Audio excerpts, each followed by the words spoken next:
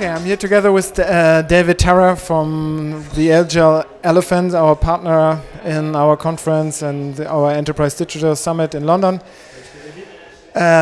In the course of my interview series on the state of the social collaboration and digital workplace adoption in the UK. And yes, we did already an interview on this 2 years ago. I don't know whether you remember.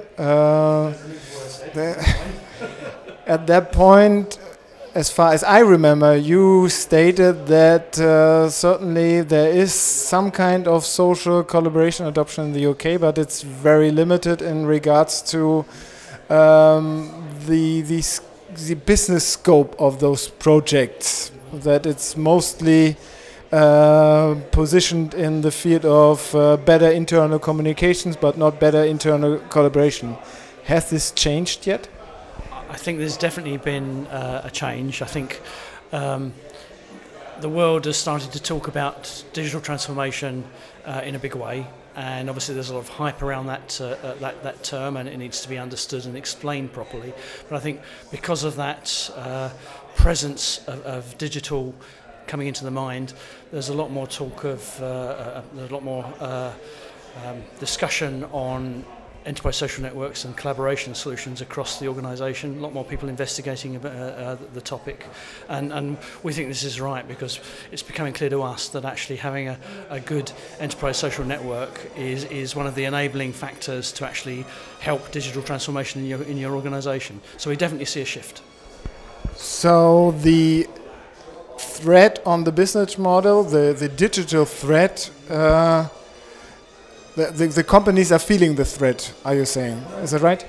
I think it varies by industry, and obviously some sectors that are much more transformed, threatened, disrupted by digital than others.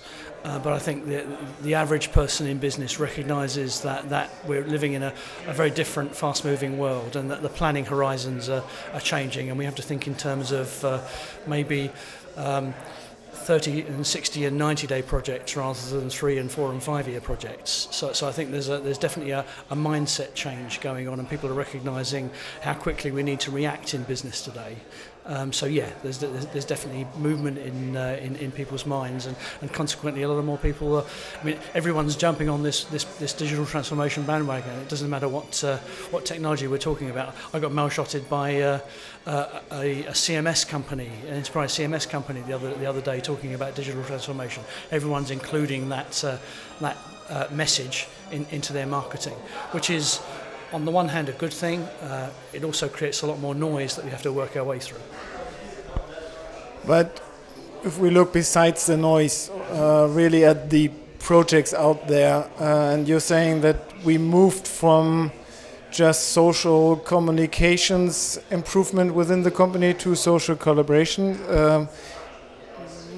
In recent discussion, we always also bring up the integration part, that if we want to make sense of those collaborative platforms within the company, we certainly have to set them in the middle of the business model and the getting the work done, and this means also in the integration of the process systems and legacy systems within the company. How far are we in this evolution?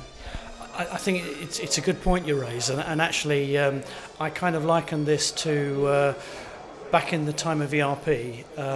We used Excel spreadsheets to actually plug the gaps in where the business system didn't quite do what I want. And we, for the last 3 decades, we've lived in a world where we've got the business system and we've got Excel spreadsheets which we rekey data into, and we actually use to produce the reporting that the ERP system can't give us.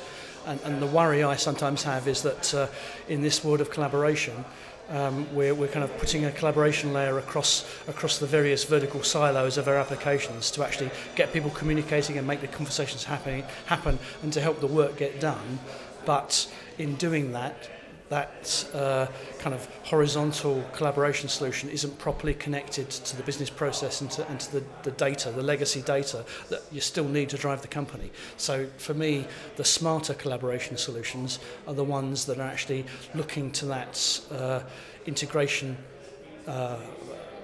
problem with APIs and ways to properly connect to the business process and to the data in the legacy systems.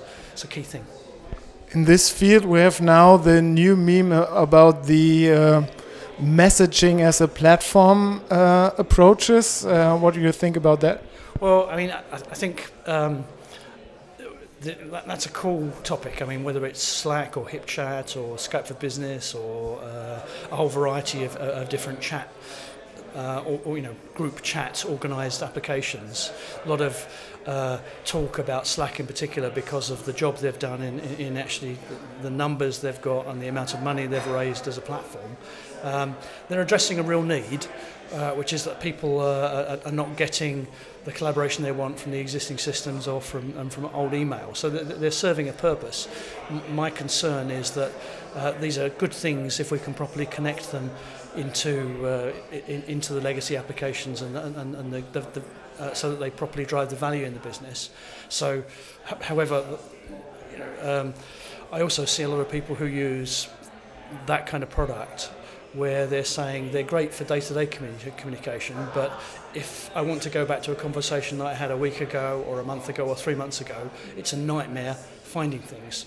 So they're good, but providing they've got really good search facilities and ways to be able to get back to that really important data that I've been collecting over the last 6 months, that's what's going to make them really work.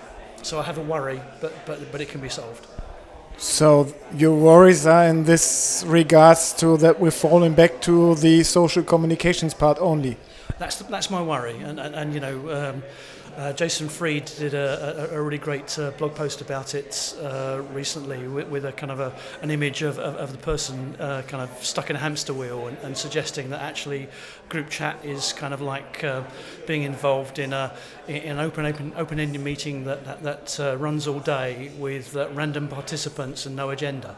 And sometimes it can feel like that.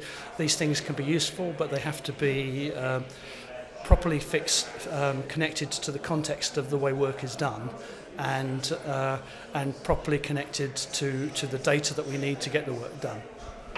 When it comes to advices, what is your key recommendations to people how to evolve the projects from this kind of first generation project where it's more or less more on the communications part towards a real sustainable collaboration approach?